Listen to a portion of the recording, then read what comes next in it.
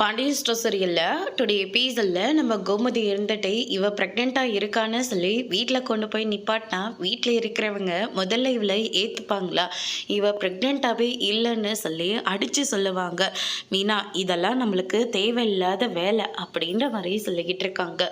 மீனா இருந்துட்டு அத்தை அதான் நான் சொல்கிறேன்ல, இவங்களை ஹாஸ்பிட்டலுக்கு கூட்டிகிட்டு போய் செக் பண்ணதே நான் தான் அத்தை.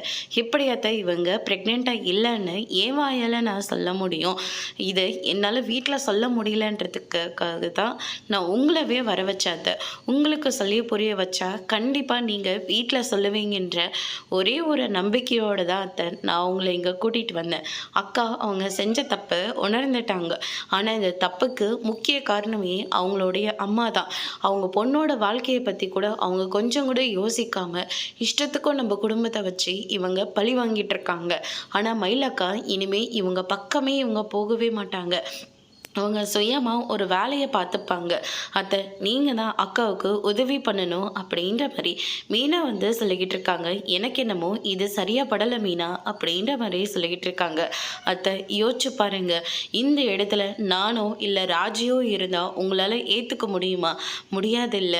அதே மாதிரி தான் மயிலக்கா ரொம்ப பாவத்தை அவங்க செஞ்ச தப்புக்கான தண்டனையை அவங்க நிறையாவே அனுபவிச்சிட்டாங்க. அது மட்டும் இல்லாத சரவணனோட மாமாவோட போக்கே கொஞ்சம் கூட சரியில்லை. அவர் ஒரு பொண்ணோட சுற்றிக்கிட்டு இருக்காரு அப்படின்ற மாதிரி சொல்லிக்கிட்டு இருக்காங்க.